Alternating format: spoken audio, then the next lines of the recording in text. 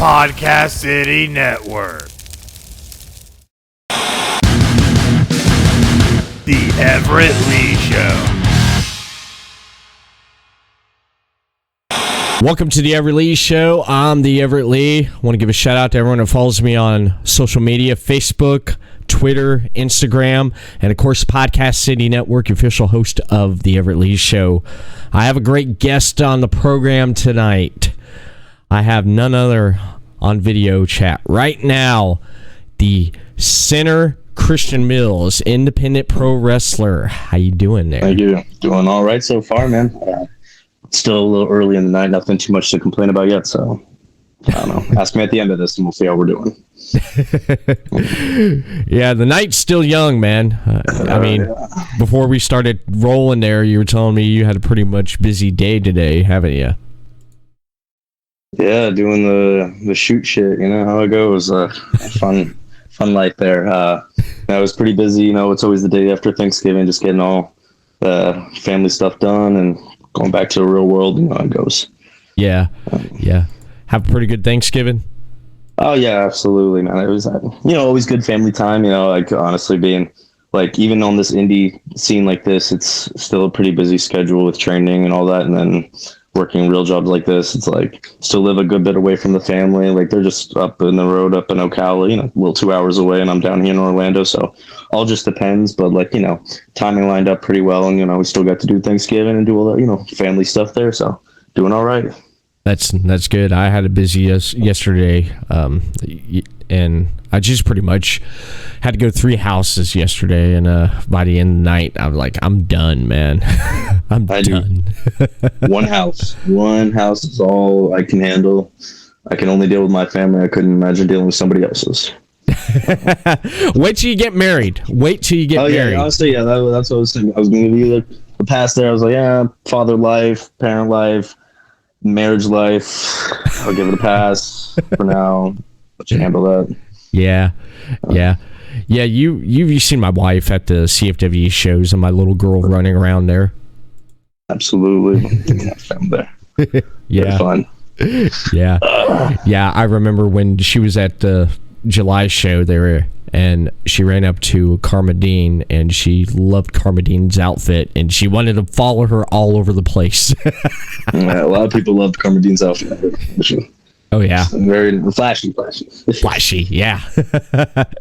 Yeah, that was CFWE. That was some pretty good times we had during those 9 months, man, wasn't it? Honestly, a lot of good times. I really feel like I got to develop more as a person and in the indie scene a lot more this year. It's been fun, especially thanks to CFWE and my time there. It was awesome. Yeah, it was, because we've seen some crazy shit happening. Honestly, to put it mildly, yes. Mildly, some crazy shit. Yes. Yeah. I still remember the first show. I still remember that first show like it was like yesterday. I'm back there and throwing into this. No one told me how to do nothing on production. It's like, you're doing this, doing that. You're running sound. I'm over here running sound, and I'm running back over here checking the cameras, running back over here doing this, and it was hectic. And then I finally was like, okay, I'm gonna have to learn this on my own. So I had to actually. Man, I just came here to film today, but I don't know what all this is. Yeah. All right. Pretty much. That's one of those things. They throw you to the wolves to these kind of indie shows. So, good luck. Yeah, that was my experience there. And the one thing that sticked out of that show was that how fast the card changed. Anything can happen. I didn't realize that. And then you and the Green Bandit came out, and there was no music for you guys. I had to put that in on post-production. I honest to God, I didn't even remember there wasn't music for me until you just reminded me there. Because all I've remembered is seeing the post-production, because it's just one of those memories you try to bury in the back of your head. But it's all right. It's one of those fun to look back at kind of days. Oh yeah. Because what stuck out was you. Because watching you right there on the monitor and watching you just work in the ring, I was like, wow. I was like, who is this guy? And I asked Thumper Chapman, I'm like, who is that guy? He's like, oh, that's Christian Mills. And I was like, really? I was like, man, I love that match he did, and he told me how long you were in the business. I'm like, no freaking way. I was like, you moved like you've been doing it forever. You've been in the ring doing it forever, man. So that was the one thing, like, honestly, because that was back in January of this year, so it's like been a whole year now at this point. So like in this year, like I told you earlier, like I feel like I gained my most experience and where I've had some of my best matches that I've had yet. But honestly, that's how it's always going to go. I feel like, honestly, each match you should always feel like that was your favorite match or that was one of your best matches, because you should always be striving to improve and do better. But and that's how I always took it at CFWE. It was always trying to do better. But honestly, before that, it was like I was doing bookings here with like local pro and little here and things there. But like it wasn't any like I didn't have any regular stays at any main promotions here in Florida yet. CFWE, I actually would say, was my first one besides local pro wrestling. That was my first mainstay on the indie scene. I definitely feel like I got to develop a lot there, and it was like, honestly, it was really fun. But like, yeah, that first show, that was a lot of hecticness, a lot of changes, and then Green Bandit, oh yeah, that was a good one there. But no, I definitely do appreciate that. I definitely feel like I gained a lot of experience after that. So I mean, I definitely appreciate that you admired that then about me. So yeah, I wasn't familiar with a lot of the talent. I think I was the only person I was familiar with was Venom, because of me going to knockout wrestling shows and talking with him, and he was pretty much one of the only workers I knew. And maybe Bone Crusher. I think Bone Crusher was on that show too. Yeah. Are you not from it? Oh, okay. Yeah. Him and Venom were in the main event for the heavyweight title to crown the first CFW heavyweight champion. Mm-hmm. That was a good one there. Yeah, that was. And I pretty much also was familiar with Jay Murder, because I watched some of his matches, but getting to see it like live, like there, it was just that Fatal 5-Way was just great. Yeah. Oh yeah, with that Cruiserweight, yeah, that was a good one there. I definitely watched that one back. Yeah, that's definitely the interesting thing about CFW. That was one of the main places.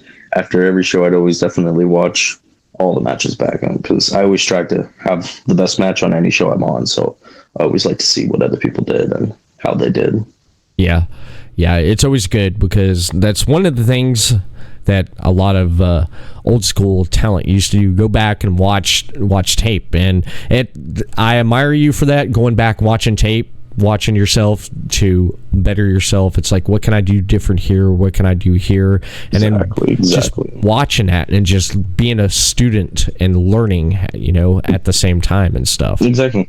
And so, yeah, I'm still really young in this, so I definitely always am wanting to find my ways to improve and just find these little nicks and kinks that I can do differently, and just find these different ways to do things and get into them. And, it's an art, Yeah.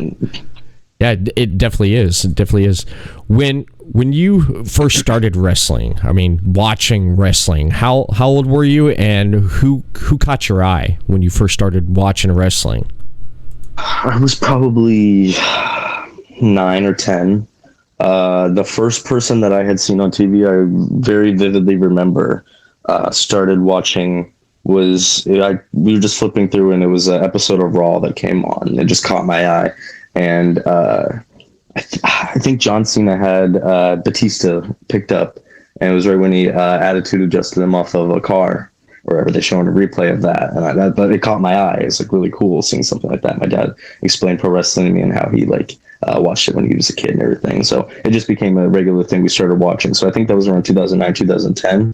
But the main guys that really had caught my eye after started looking into pro wrestling was like Jeff Hardy. That was always the guy, because like after I started watching it a little bit there, I found out like maybe a few months after about TNA, because the thing was, like, I had actually already had these WWE games at this point in time, but I had never watched WWE, so I was a little familiar with like some of the people, and like obviously I went to school, and like back then, like I'd always see people with like John Cena, Triple H, or like an Edge T-shirt, something like that. You'd always see those little faces on there, right. And so I was familiar with some of the names and some of the faces, but like I wasn't that like familiar with it there. But like that was definitely the time I started watching it and started getting into like TNA, and that was I don't know, a lot of people shitted on that time at TNA, but those are my favorite times, is looking back when Hogan and Bischoff and bad Jeff Hardy being all the charismatic enigma turning into the antichrist of professional wrestling. Like, I love that. That was my favorite, those kind of times there.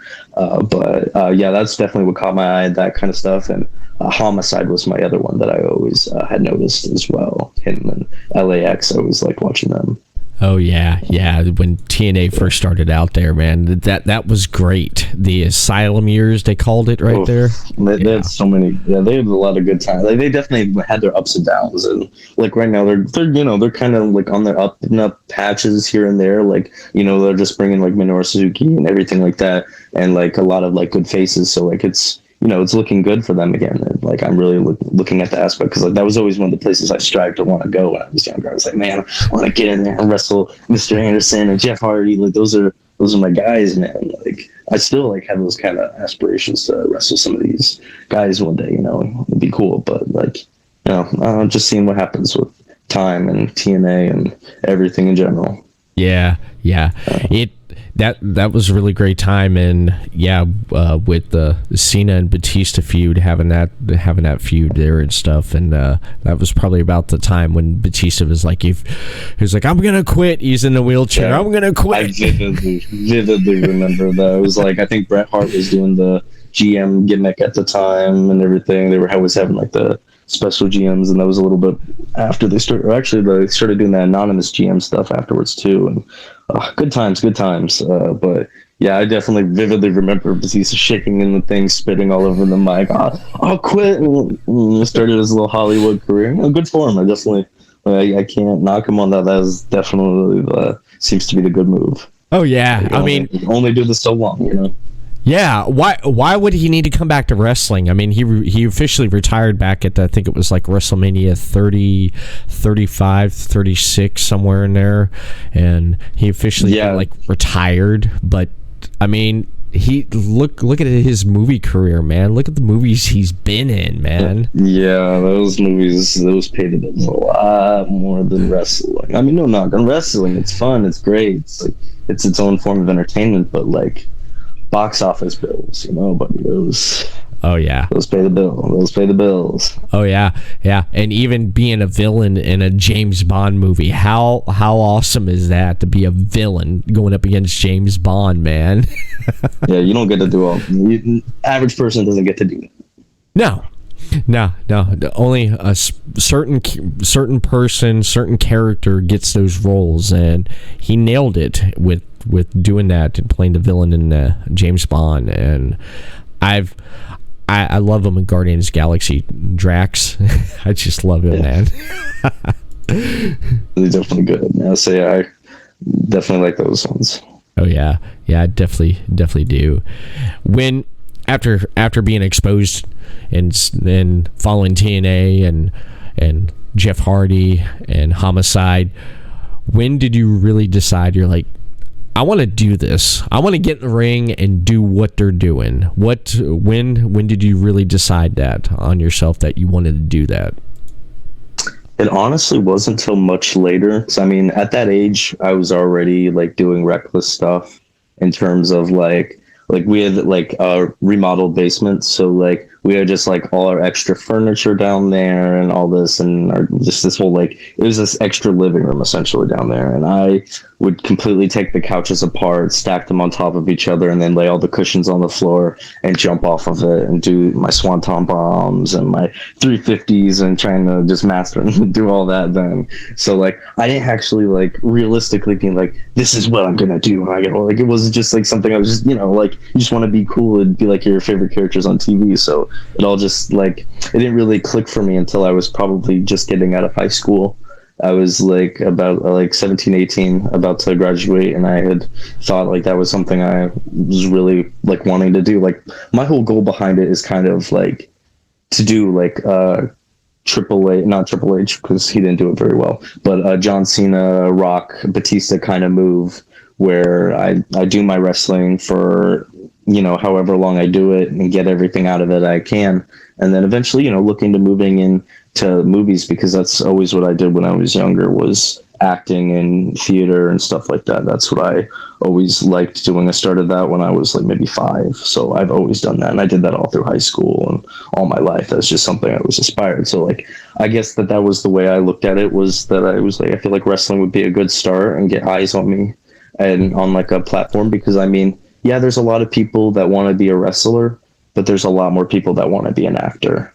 And so I mean, however I had to do it, and it was something I was passionate about and something I felt like I could be good at, so I just went for it and decided to start saving up right when I got out of high school. Saved up for a good year to pay off a whole lifetime tuition at a wrestling school, and went from there. Nice. What was your first match like, and who did you face in the ring when you had your first match after getting out of school? Who'd you go up against? So that's actually kind of a hard one to remember, because when I was at the school I was at, they put on their own shows or whatever. So like for me, I actually remember like the first match I had was there. It was against Brian Atomic. But outside, once I finally did doing outside of the school bookings, I think my first one was probably against like maybe Sam C or someone like that. But yeah, in terms of just a first match that I like actually like remember well, and like just like the nerves and everything, because I'm sure like that's what it's all referring to, is just like the nerves and how it all felt, and that's what it was. Like that first show you go out there for. They sent us out there with no music. It was quiet. The people don't know who we are. We're just 3 random people. Even the ref, they didn't know who the ref was. They didn't know who the 2 wrestlers were. In fact, one of the wrestlers was one of the refs that were on the ref, like the last show they came to. So, like, I never did that phase. I never had my ref phase. I've literally only refed 1 match ever, and I don't even think there's video footage of it. So no, it's just with that, it was definitely very nerve-wracking just getting out there and just be like, all right, here we are, this is us, just being out here. But like at the same time, it was just with my theater stuff, I was just pretty comfortable. Just ignore the people, do what you're doing in here. They're here to see you. I don't have to focus on you. I'm here for me. Like I'm paid to be here. I'm doing this. You're here. Like, yeah, now it's like I have different mindsets of how I go into it, but like that's how I was just focusing on, like, just worry about this, worry about the here and the now. Don't worry about what these people are saying. Don't worry about what they're thinking, because they're gonna chant whatever. Like I remember one of the first like insults, the first chance I was getting was like Chicken Little. They're like, come on, Chicken Little, let's go. So like I definitely remember that one. I was like, oh, not Chicken Little, no. No, so it was all right. Well, it didn't go too bad. There wasn't any of those bad like spots where you're just standing there not knowing what to do. Like it flowed, it went, and it happened. You know, I've definitely way better now, but yeah, it was. I waited a while before I had my first match. I wasn't one of the people that were there for a month and I was like, I have gear, I'm ready to go, put me on a show, coach. I waited until I had the gear I wanted and like had the ability that I was comfortable with to go in there, and I felt like I waited a proper amount of time. That's good. That's good. You took your time to get into it, and once you did, you pretty much took off there.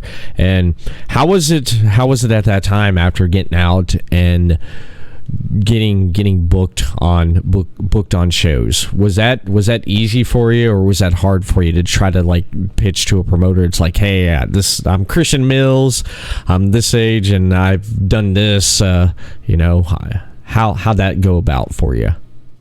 Very hard. It was very hard to first start that, because like, I mean, I don't keep it a secret. Like, it's not a secret of the school I came from. I was trained at the Team Vision Dojo, and everyone does with that information as you will. But with that, there was opportunities that were kind of held down for me because of where you come from and all of that. But I don't like try to indulge on that. Like I didn't focus on that. What I wanted to do, I wanted people to see my ability and just see what I was capable of and just focus on that, because that's all that matters, is what I'm here doing, what I'm able to do. Like, this is what I'm bringing to the table. This is what me. That's all I'm here advocating for myself. I'm not here being like, hey, bring these guys in, do this. This is my guys from this school, or this is my coach here. Like, I want to do this. Like, my coach is like, no, I just like, this is just coming here and like just vouching for myself. And like, it was one of those things that's like, just because, it's when you're that new, like I've been working this long and so, the first thing they're always asking is, where were you trained from, and this and that, and like, let me see some of your recent matches. And when you're sending them recent matches and they see where it's at or whatever, it's like some places are gonna just not even acknowledge you.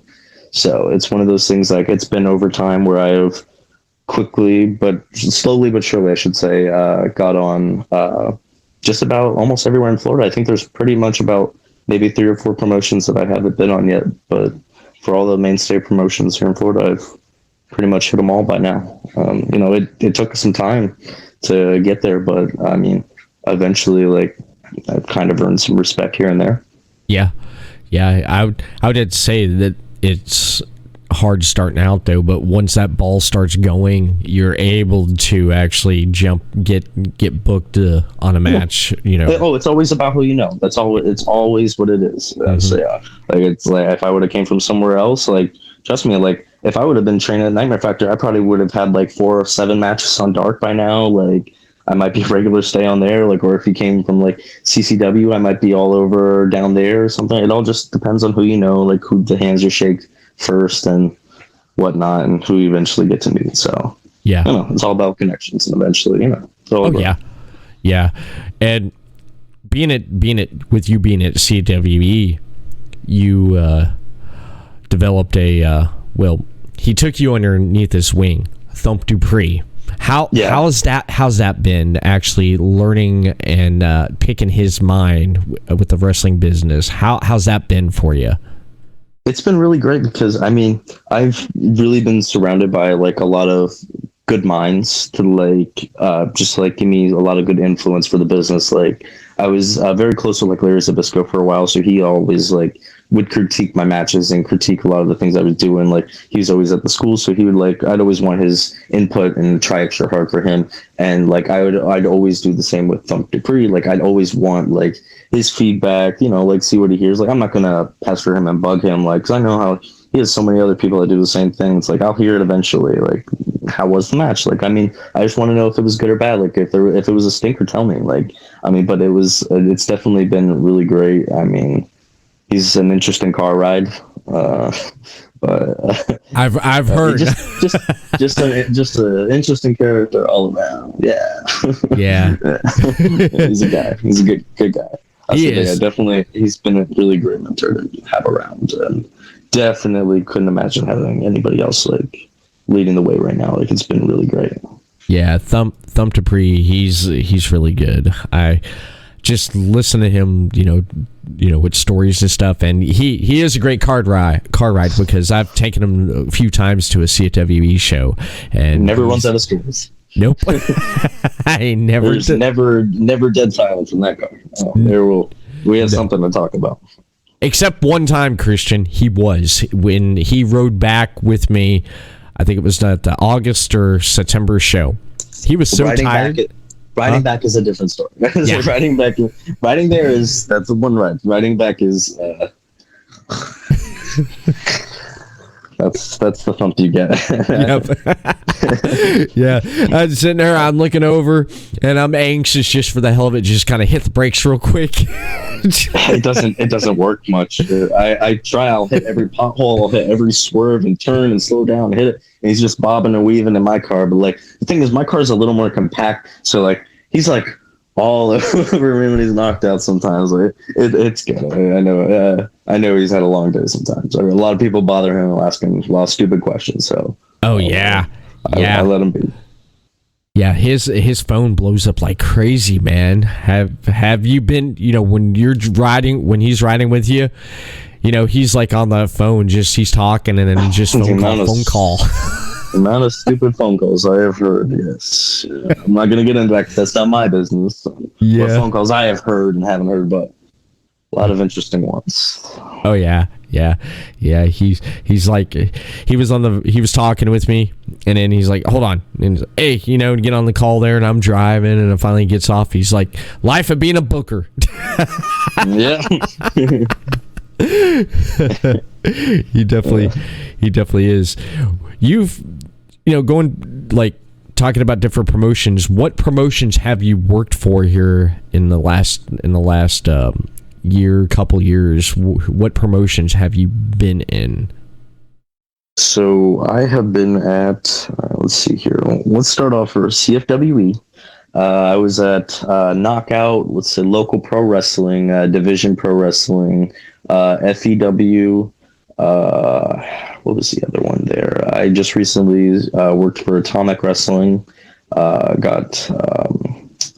think there's probably like maybe one or two more, but I just can't remember. But I know there's like Shadow Pro Wrestling, and I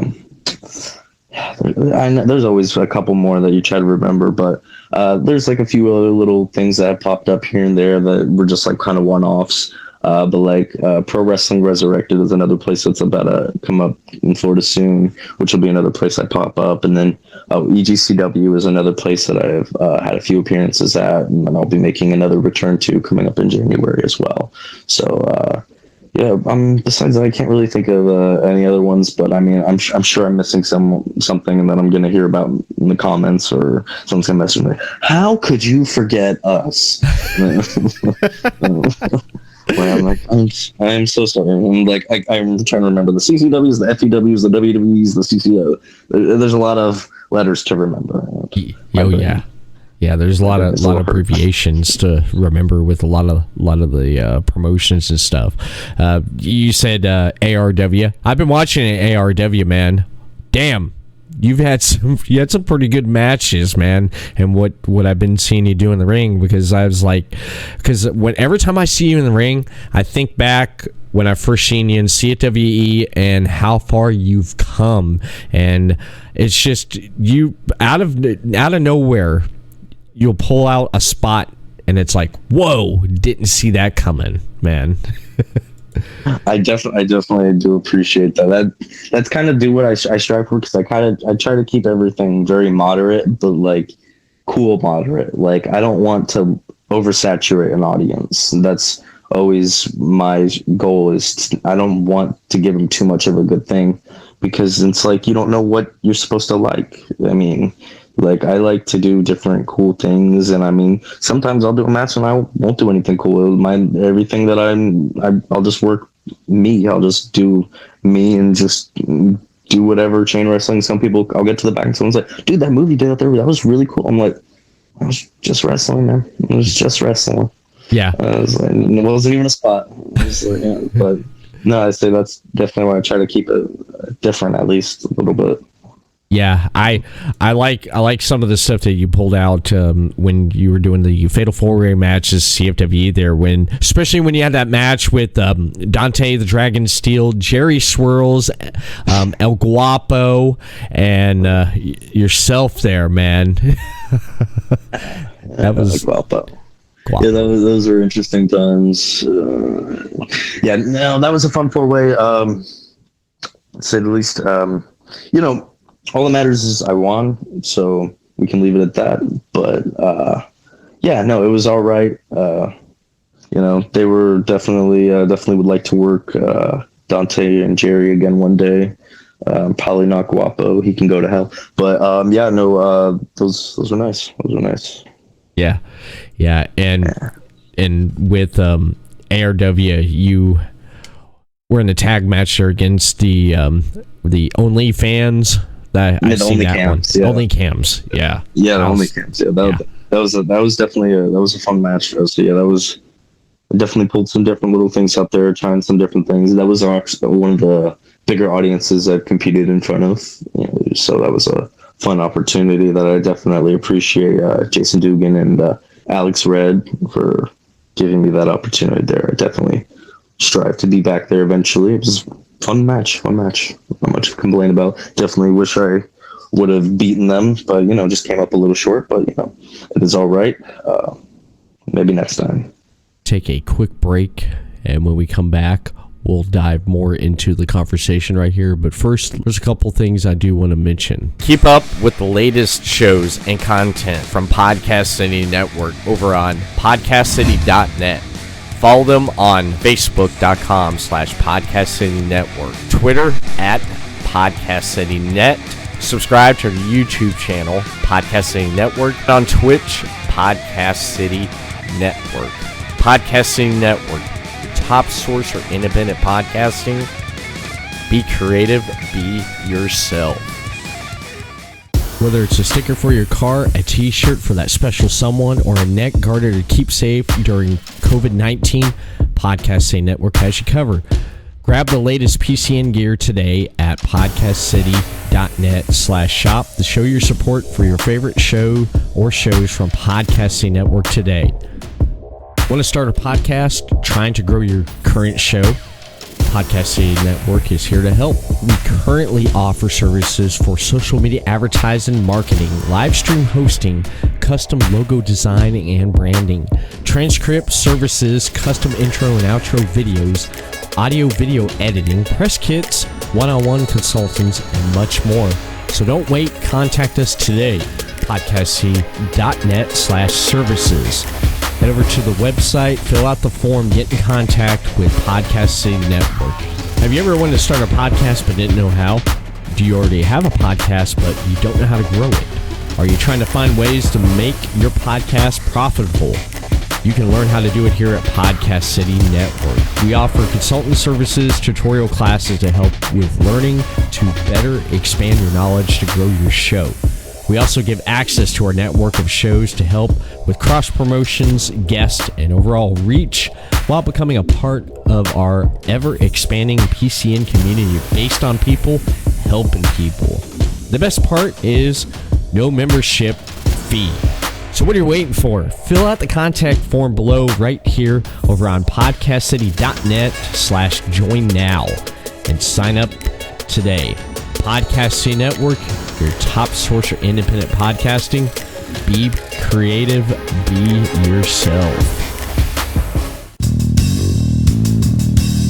You're listening to The Everett Lee Show.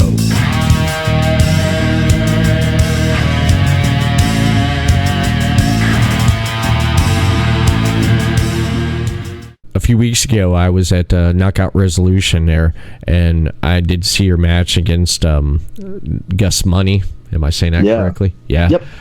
Gus Money. Hell of a match, man. Hell of a match there. Especially, I like how the flow of the match went with the chain wrestling to some good,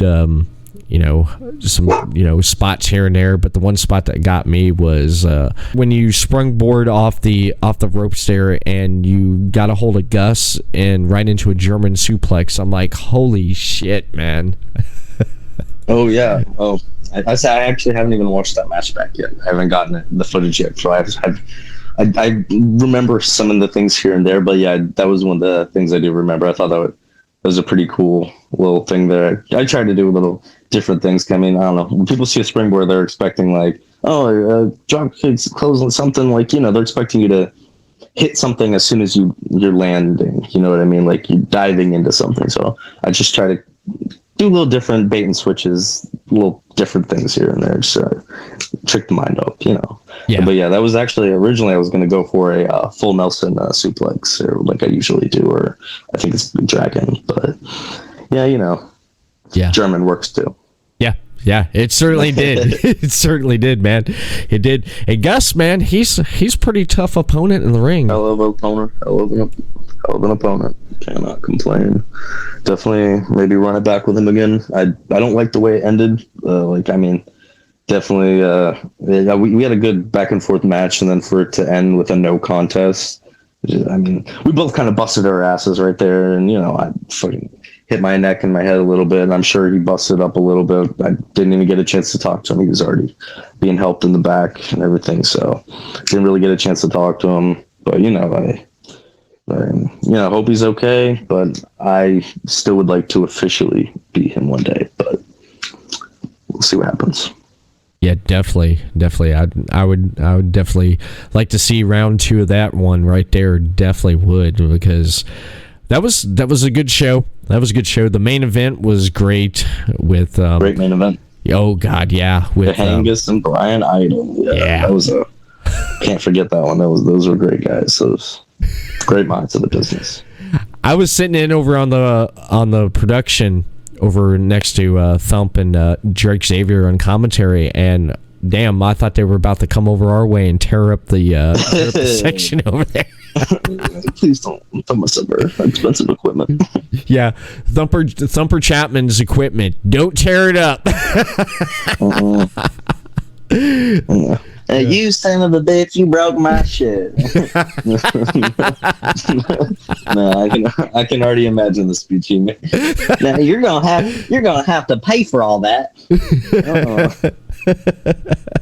Well, that was my chair too. Okay, I'm ready. I was waiting on that one.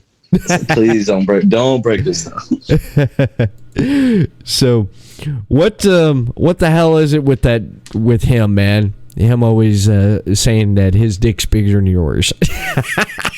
I gotta bring that up. The saying goes is my dick is bigger than Christian Mills. Not that it's bigger than mine. It's just his dick is bigger than me as a person, apparently. And I have never asked for proof because I do not care for proof. But let him have his little saying. I'll let him have his t-shirts. He gave me a t-shirt. I'll let him have it. It's fine. I let it be. I was hoping if I didn't embrace it or didn't fight it too hard, it would just disappear, but it has just slowly morphed into its own thing. It's a saying. It's catchphrase. Got to keep it. All right. It's popped up on the King and Queen of Trash Talk, the virtual meme experience. Yeah, I saw that. You sent me that version, the one that popped up before, and I did not think it was going to make its way on Mike's ass. I was like, you guys can post it. No, don't post it. But it made its way. Way. Yep. Yeah, I was talking to Thumper about it, and pretty much it was like, okay, we need to fill in some spots here, some breaks, and it was perfect for the breaks that we needed to do it there. And so it was like, what are we going to fill in? It was like, we've already went this far over to this direction with this shit. Yeah, let's throw it all to the fan, all of it. Let's just go for it. See what happens. See if anything sticks. What the hell did you think about that, man? Seeing how that turned out that way. That was it. Turned out way better after you put it together. I liked it after you did your touch. It was interesting. Yeah. It was definitely interesting. I think it had the potential to be something really cool, and it could. I think it still was for what it came out to be after everything was all said and done. Everything's put together. I liked it. I think it was fine, and it was worth it in the end. But when I was there watching, I was like, man, this is not what I thought I was getting to. This is interesting, and I was ready to wrestle. Let me just say that. Nights like that, when it's show started that late, I am ready to wrestle and go home. Yeah. I'm a working guy. I've usually worked that day and I work the next day. So I'm like, let's get her show on. Yeah. Get her going. It sounded good on paper because when we all talked about it, it's like, okay, this is going to be great. So when it came out there, when it came time to do it, it was afterwards. It's like, no, man, don't even put that out. It's like, what are you talking about?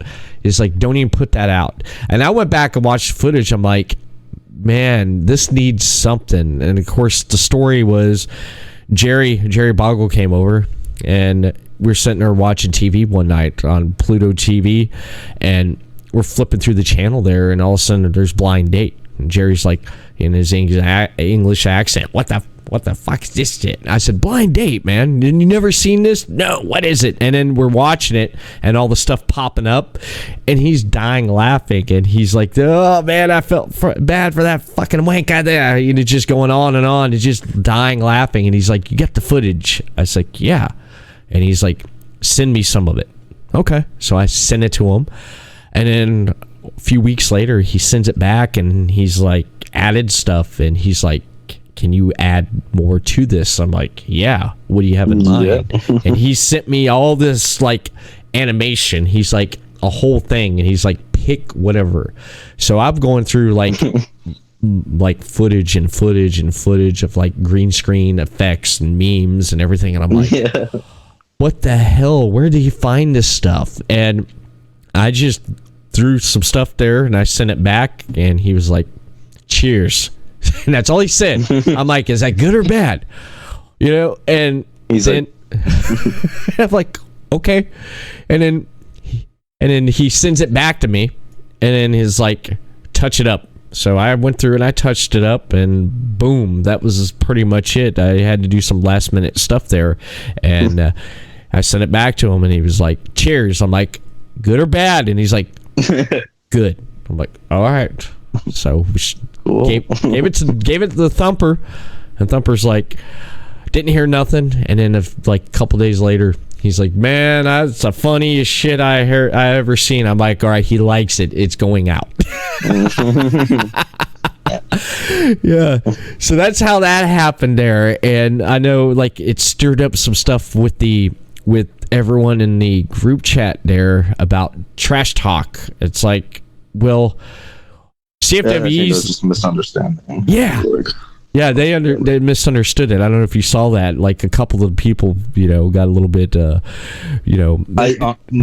in too many wrestling group chats. I muted them all. I'm not active in any of them. I have it set where my name's mentioned. I pop in. I'll look, okay, my name's here. Here I am. Okay, cool. I'll respond. Haha, goodbye. And that is like, yes, I am available. That is the basis of my interactions there. But no, I always do. I'll peep through and just see if anybody's arguing, see if somebody got kicked out, see who we're hating now. Like, oh no, we do not do business with that son of a bitch no more. So I'm like, so I just gotta see. But no, but I definitely did people that. They didn't get it. Nope. Yeah, they didn't get it, and I tried to explain it best I could, and it's like, okay, you're just gonna have to see it. And I'm just explaining it's the Thump, and I showed it the Thump, and he's like, what the fuck is this? That's what he told me. He's like, what the hell is that? What do you do to this? Yeah, he looked at it, and he's like, man, he's like, whatever. He's like, this is crazy. It came out good. I don't think they had any complaints. I mean, it was a nice little configuration there. I liked it. It was really funny. Oh yeah. Yeah, it was definitely really good. And one of the things, I mean, there's still 2 more things that's going to be coming out here pretty soon. I mean, December 11th, the Best of Christian Mills Center Collection's coming out. How do you feel about that, man? Yeah, I've been looking forward to watching that, man. It's like, I am my biggest fan, so I'm definitely looking forward to watching that. Like, they'll definitely get a few hundred views out of me at least.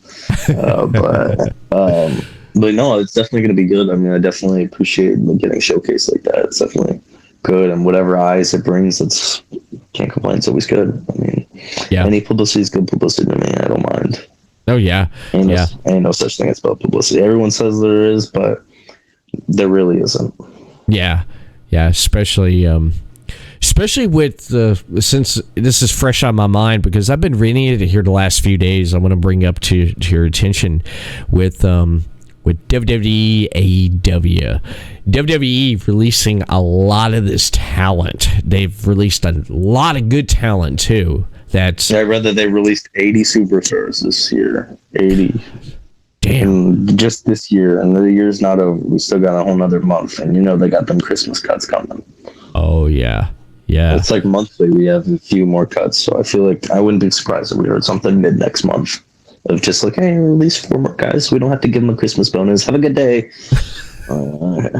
I know it's bad. I mean, it's almost reminds me of the cuts they did back in the late 80s, early 90s. They did some cuts in 89, 90. They did a bunch of cuts, and people forgot about that then. But with these cuts and everything, when you hear about someone getting cut, like John Morrison, I'm gonna throw his name out there. He's fresh on my mind. For example, John Morrison gets cut.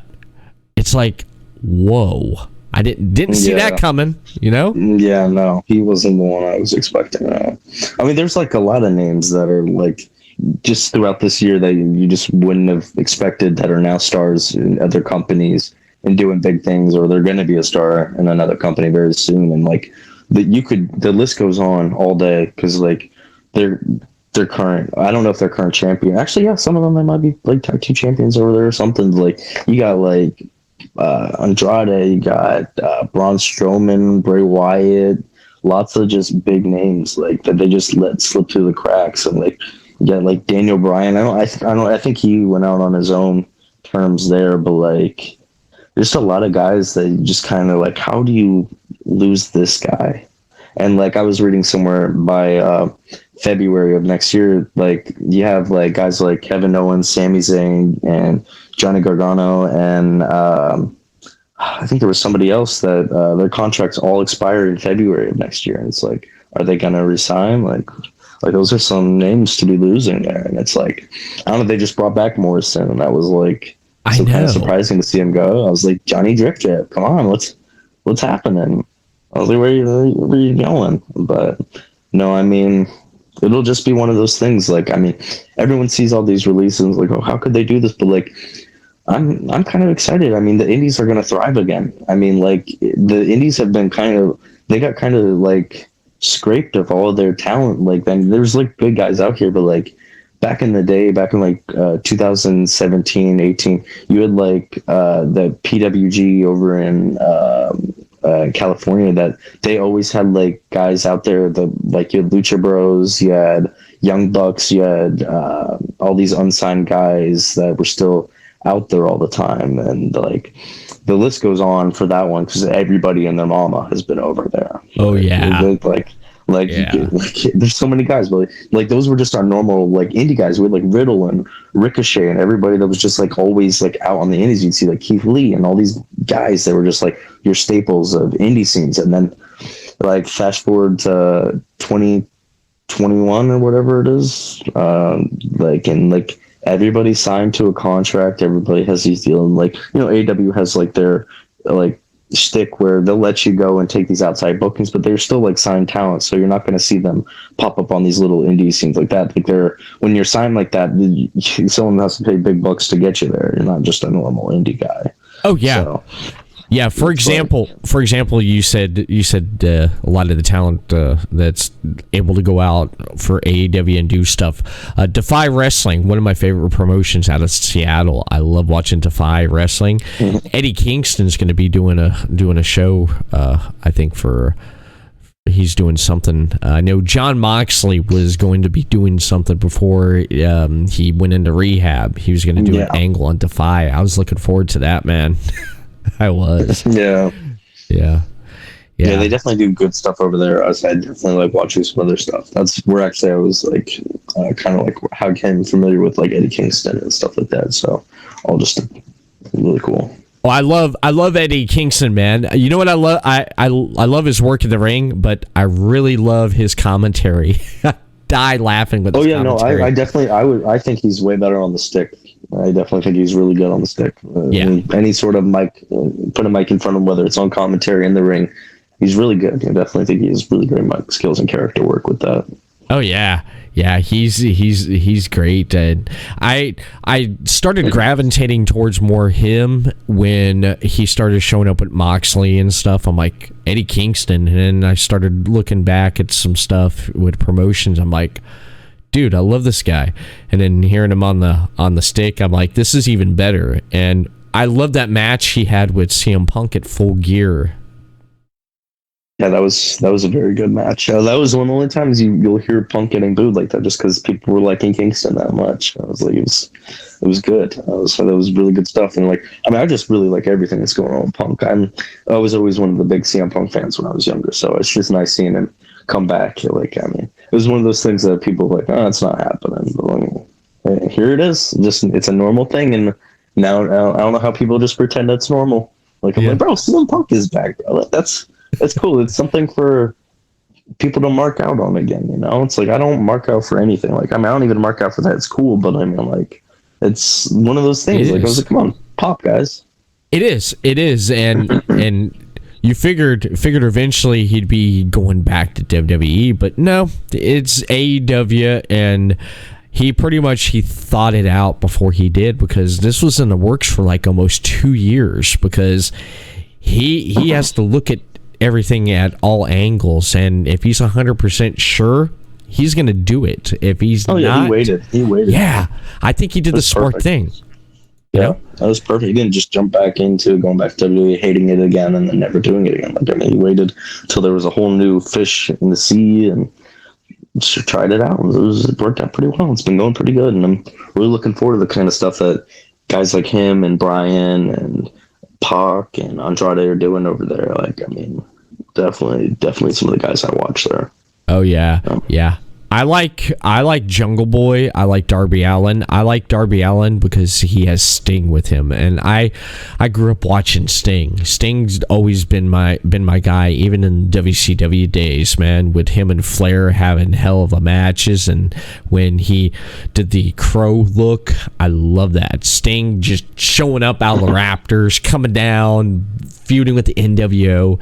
I love that. Still blows my mind and blows my dad mind that he still wrestles. I mean, he's not doing a whole lot right now, but I mean, he's still wrestling. Like, he's still doing it. Like, I mean, it's like, damn. It's like, man, we could have got that Undertaker Sting match, man. We could have gotten that. Oh yeah, yeah. There was another opportunity that WWE messed up years ago. I don't know if you remember this. Remember when Nature Boy Ric Flair first showed up in '92 in WWE after he left WCW there? Yep. Hulk Hogan was the biggest guy at the time. Yeah, they could have done that. Yeah, they messed it up, but WCW capitalized on it, because in '94 when Hogan got back in the wrestling, he went to WCW. They had Hogan versus Flair, the match everyone wanted to see. Yeah. Yep. They were smart on that one. Match everybody wanted to see. I mean, not exactly where they wanted to see that, but they're like, all right, whatever, it's here. There we go. Yeah. Yeah, they definitely got that. I'd have to say my favorite like modern match with Sting was when he did it WrestleMania 31 when he wrestled against Triple H. He had DX versus NWO. That was pretty cool. That was one of those ones you're like, oh man, bookers being too high on themselves. Yeah. It's like that's where Sting should have got that bag. Yeah, should have got that. Yeah. Well, just is what it is. I want to work for these places one day, so I'm not going to say nothing bad. Now, talking about working in one of these places one day, who would you eventually one day like to step in a ring with? Who would you see right across from you in a ring? Who do you picture, and your dream match? Who would that be? When I was just wanting to become a wrestler, I guess my dream match was always like Jeff Hardy, but in a realistic like form of like soon in like the near future, or like maybe even like a one day kind of thing. It's like, I mean, I don't necessarily see that coming. Like, I mean, I think he probably has a few more years left, and I don't think there's going to be a thing that's going to line up like that in time. But like for a realistic time period, I think a guy that like I definitely could see myself like being across the ring against, and I hear it pretty often, is Darby Allin. I definitely would think that would probably be the match that would probably like I definitely would like to have, and I definitely could see that as a possibility if he doesn't kill himself before we get to do it. I was like, definitely that's definitely the one I hear a lot. And then I guess another one would probably be like Andrade, just because like I really admire his work, and like I definitely think I could do some magic there. And then and if we're just shoehorning like dream matches there, I guess Mysterio would be the other last guy while he still has like a few years of still doing his thing here. Like, I mean, I really just respect like really good like technique in wrestling, and just being able to do these cool things but not having to do them all the time. Right. So all just depends. Yeah. Andrade and Johnny Gargano, they had a hell of a match, man, from NXT.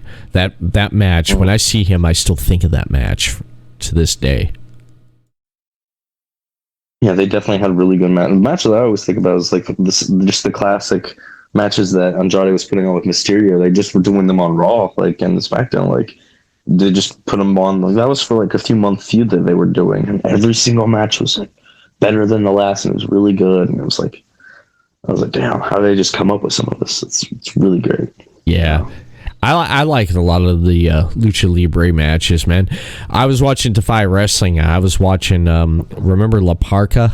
Remember him? Oh, yeah, of course. Yeah, him and his son. I watched a lot of MLW. Him and his son went up and did a match. I'm trying to remember off the top of my head who it was against, though, in Defy Wrestling. Dude, they tore the house down with that tag match, man. It was great. Oh, yeah. So he's still at it. I still watched him in MLW for quite a while. He was definitely a good little thing over there. So that's definitely one of the promotions I like to keep my eye out on. Oh yeah, they do a lot of cool things. Yeah, MLW. Yeah, I remember my nephew went to an MLW show here out in Orlando, and his friend was with him. And during the match, he sent me a video. His friend got the staple gun and got to staple some dude in the head. Was it during a Jimmy Havoc match? Yeah. Yeah, I remember that. I think I was literally there at that show, because that was when they were like Guilt and everything come to my club and come down here. It was fun. Yeah, so definitely there was some good stuff there. Oh yeah, at least a good memory to bring up with Jimmy Havoc. God rest his soul, man. Well, one last thing I do want to ask you, because we're about to wrap it up here, is the year's almost over. We got one more month for 2020. What's going to be happening with the Center Christian Mills at the end of this year, and what should people look forward to with you for 2022? I mean, in terms of the end of this year, I think the main thing to watch out for is going to be the Best of Center collection. I definitely think that's going to be something people should keep their eye out on, just because I would like a lot of people to see the progress that was made for me as well. I mean, even if they skip past the first one, first two, like, it's okay. Like, it's great after that. Like, I mean, I definitely had a really great time there, and like, I definitely think that would be something that people should keep their eye out on and seeing the progress there.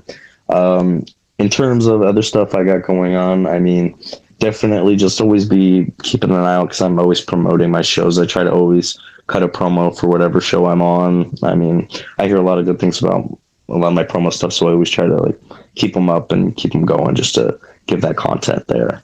But in terms of that, on December 11th, I have like Knockout Pro Wrestling, where I'll be doing a very cool match. They're going to be announcing it very soon, and by the time this comes out, this will be announced as well.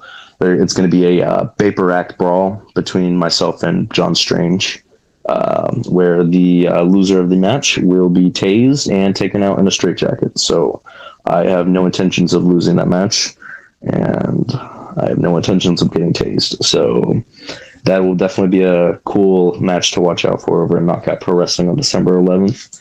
And then, I mean, just always keeping up and watching out. I believe on December 4th, I'll be popping over at Local Pro Wrestling and doing some cool stuff there. But for 2022, I'm definitely going to be keeping just as busy as well. I mean, each year I always like say like, this is going to be the year I'm just going to calm down a little bit and not do too much. I'm just maybe going to wrestle 1 or 2 shows a month, and then I'll be all right. But every month I'm always working 4 to 6 shows, and it's fun.